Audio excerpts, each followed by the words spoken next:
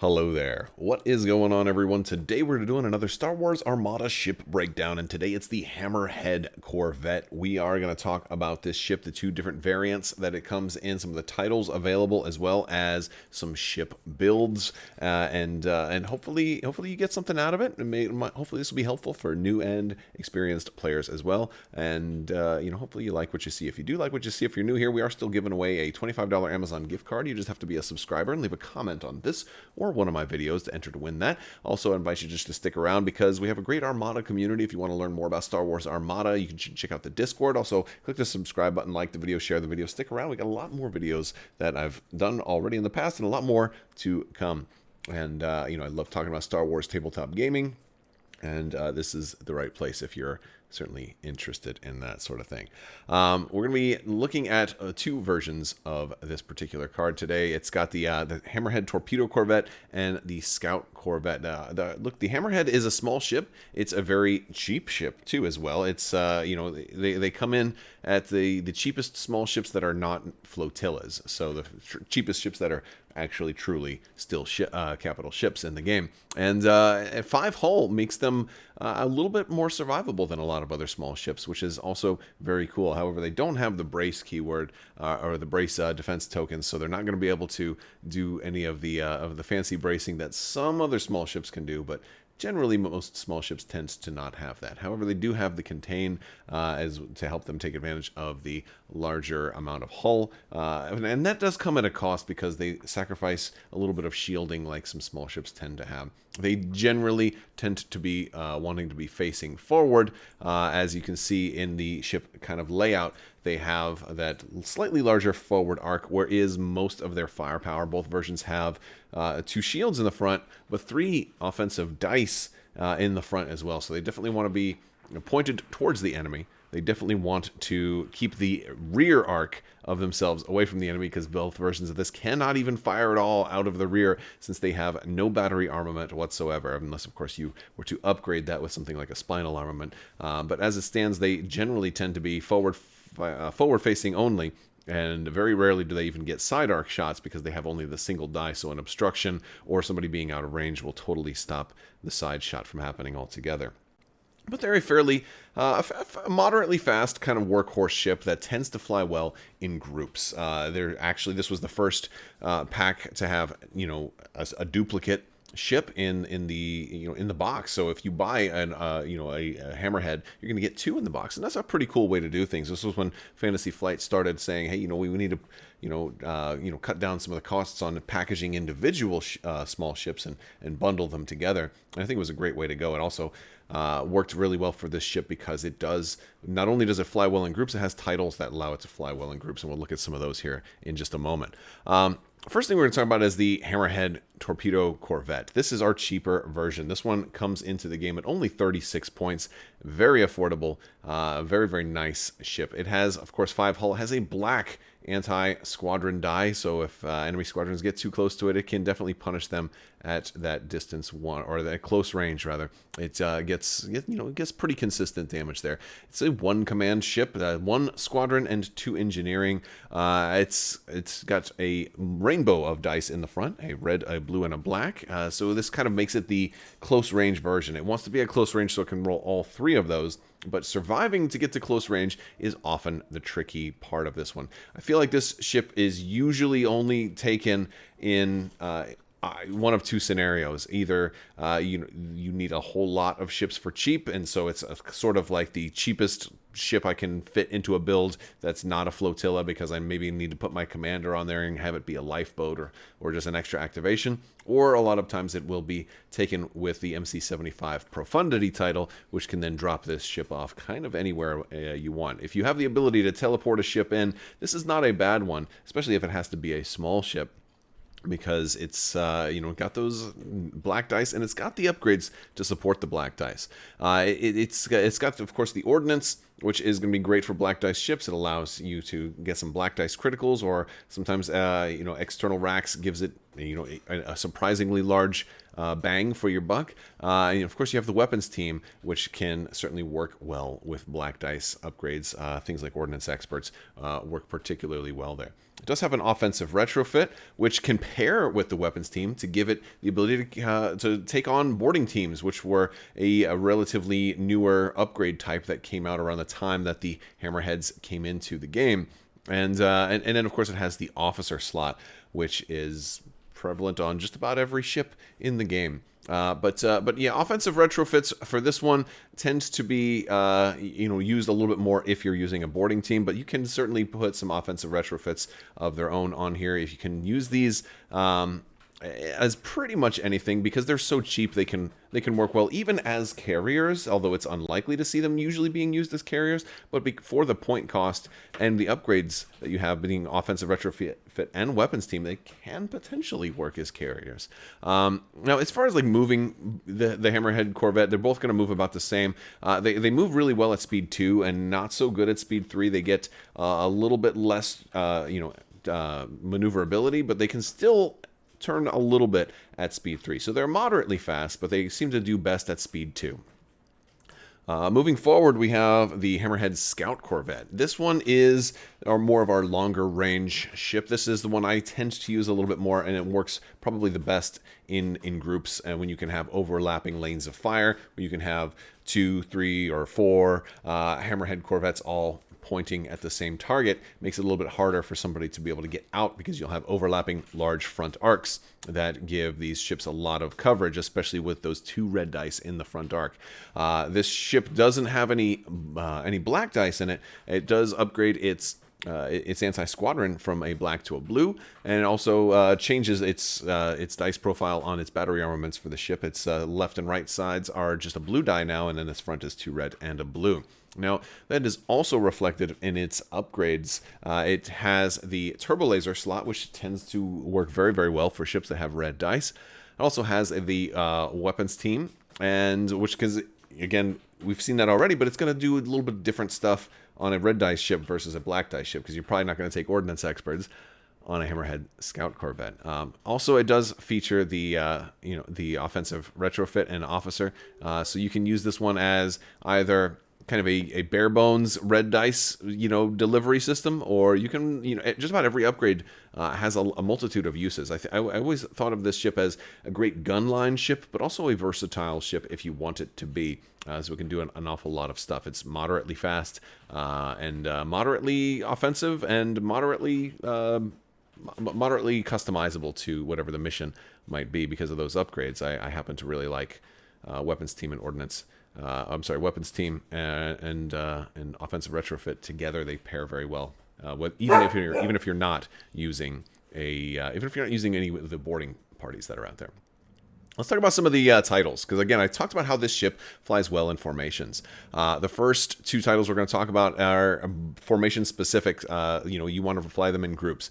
First off, we'll talk about Task Force Organa. Task Force Organa is our kind of our offensive one. It's that gun line one where if you want to have multiples of these. Notice that these are titles that do not have a dot in front of them, except, well, the first 2 are titles that don't have a dot. Task Force Organa is only 1 point as well, making it very, very easy to put on a lot of ships. So if you've got 2, 3, 4, 5, 6, 7 of these ships, you can get a lot of these out there with Task Force Organa. It says, while attacking, you may choose and exhaust a copy of this card on another friendly ship at distance 1 to 3 to reroll up to 2 attack dice. While this card is exhausted, you cannot attack ships. So what that means is you want at least 2 of these. I'll give you the example of the 2. Well, this guy's attacking, he can exhaust this guy's title, and then this guy gets to reroll 2 dice. Problem is, then this guy, he won't be able to attack ships. So there's a couple of ways you want to run that. Either this guy was out of range and wouldn't have been able to attack ships anyway, or you have this guy go first and not exhaust Task Force Organa's specific upgrade.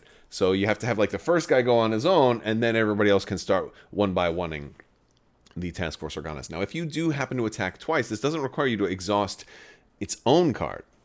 All right, so there's a couple ways you can kind of do this. One thing that is often done is putting something like turbo laser reroute circuits on one of your Task Force Organa ships. So that's the first one to go because it may not need any dice help from other copies of Task Force Organa because it can always just pop that evade and trigger turbo laser reroute circuits, turning a red die into a double, and then you probably have a good attack based on that that instance of dice changing.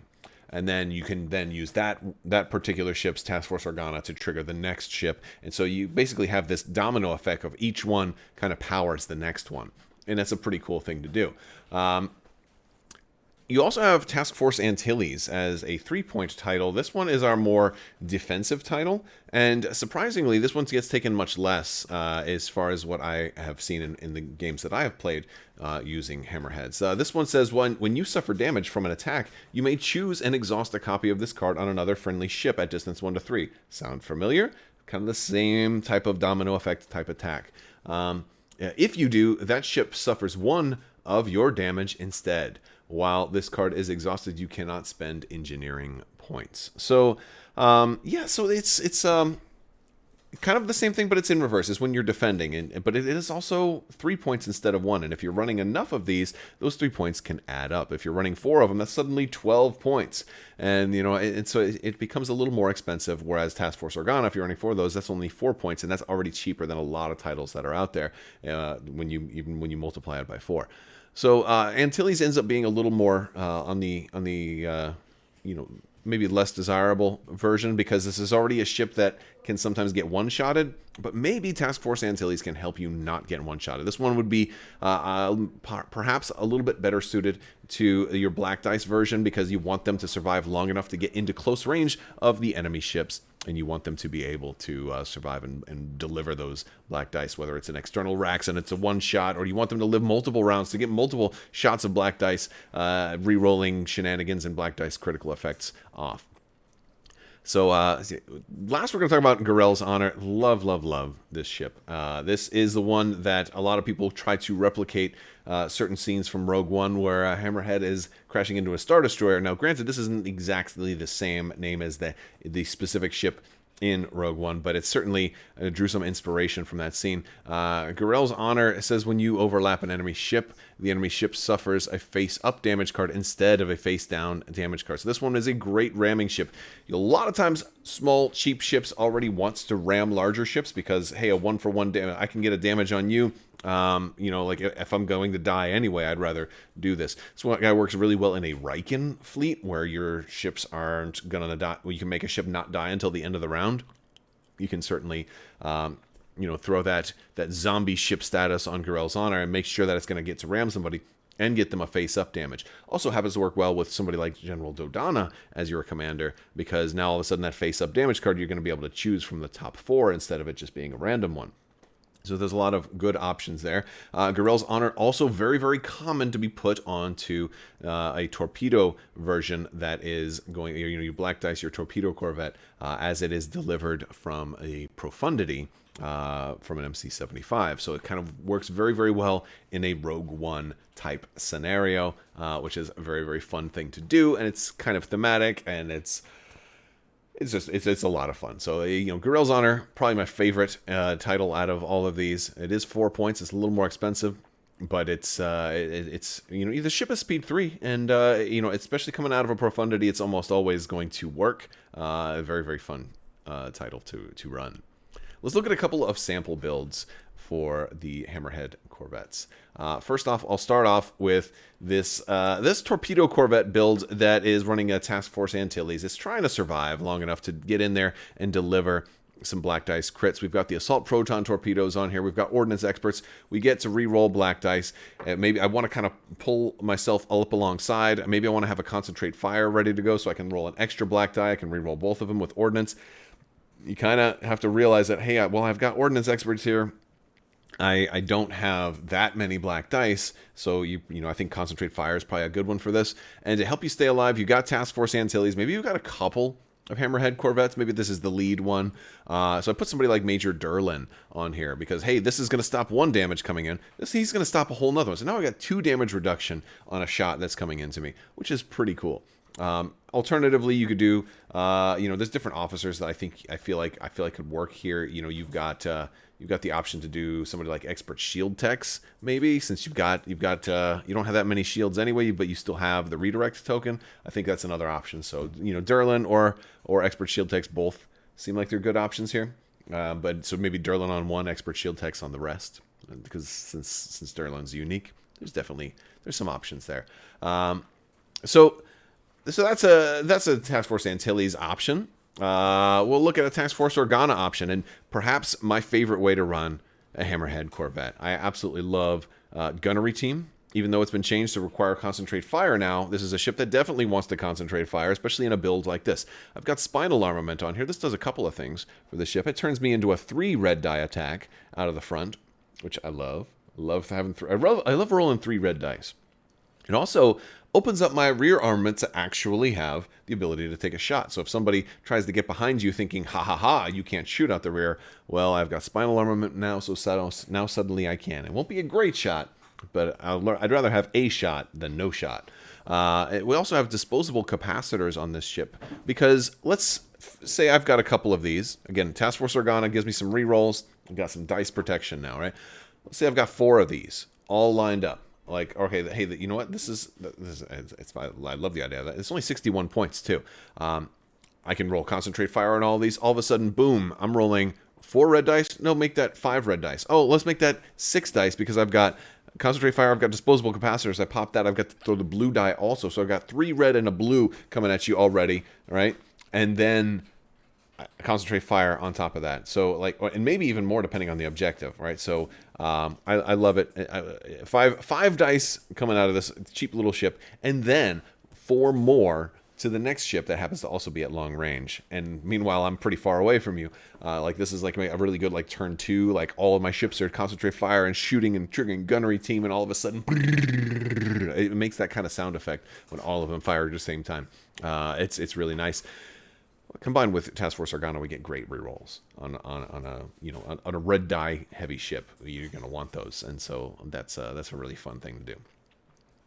A Gorell's Honor option that you might see. This is probably something that you would see thrown out of an MC75 Profundity. If you're not familiar with the MC75, I will be doing a breakdown on that one fairly soon, but it's, of course, the Admiral Radice's ship from Rogue One that has the ability to kind of drop off another small ship that's kind of more or less inside it. So what the idea with something like this is, maybe this is a Hammerhead Corvette you bring to safety and you're able to deploy it mid-game. It doesn't have to be out of a Profundity too. There's objectives that have a ship warp in and things like that, or maybe you want Radice to just warp this ship in directly by himself, although I wouldn't recommend that because then you can't activate it right away.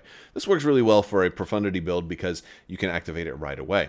And so when you set this ship up, you can then deploy it. You can do the squadron command triggers a boarding team. Somebody like Cham Syndulla going up against a Starhawk could be absolutely devastating, or a Superstar Destroyer or something to that effect can be really nice. Plus, you've got external racks on here. This is a ship that you're like, hey, this is going to die, so I want him to be able to use all of his cool stuff before he dies. And then, of course, he's going to roll a lot of dice with external racks. He's going to mess with another ship's dials, and he's going to ram them and do another face-up damage on top of that. I have had so much success with running this type of Corvette, especially out of a Profundity. It's a really fun thing to do. It's kind of the one and done. It's kind of like the one-shot Corvette that's just going to do a lot of damage. It's going to swing well above its point level, and then it's probably not going to survive past that. But every once in a while, they do manage to survive, which is the craziest thing ever, but usually not so much.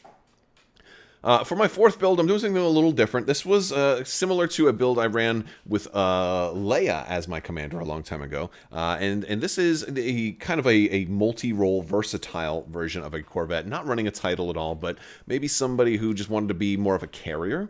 I did mention earlier that they can function as carriers. They have the right upgrades for it, but they only have the squadron value of 1. So I thought a commander like Leia could take good advantage of this. I gave them the expanded hangar bay, which is going to increase their squadron value by 1. So they're going to be a squadron value of 2 now. And if Leia activates them, if Leia's my commander and they activate and do that squadron command, they're going to get the free token as well. So now all of a sudden, this Hammerhead Scout Corvette is activating 3 squadrons. And since I have flight controllers on there, they all get an extra die on top of that.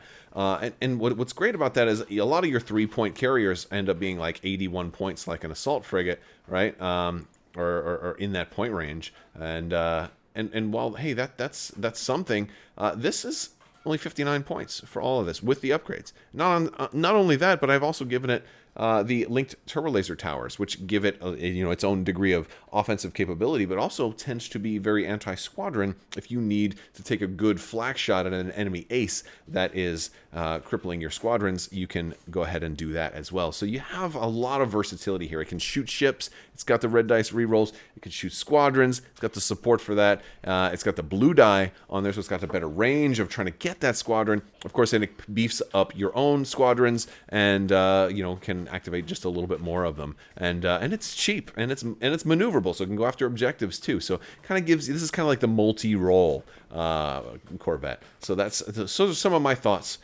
on the Hammerhead Corvette. I think that's going to do it for this video, guys. I want to hear what you guys think. Let me know down in the comments section, what do you want to see next. If you haven't already, I'll be putting some links over here and over here for the rest of my ship breakdowns and other Armada videos, and hopefully you guys like it. Check out our Discord too. We got links down in the video description below. But check out these links over here. I want to thank all my patrons. You guys are absolutely amazing. I will talk to you guys later. I want to thank you so much for help making this channel great. And don't forget to always speak in strange accents at the end of your ship breakdowns. May the force be with you.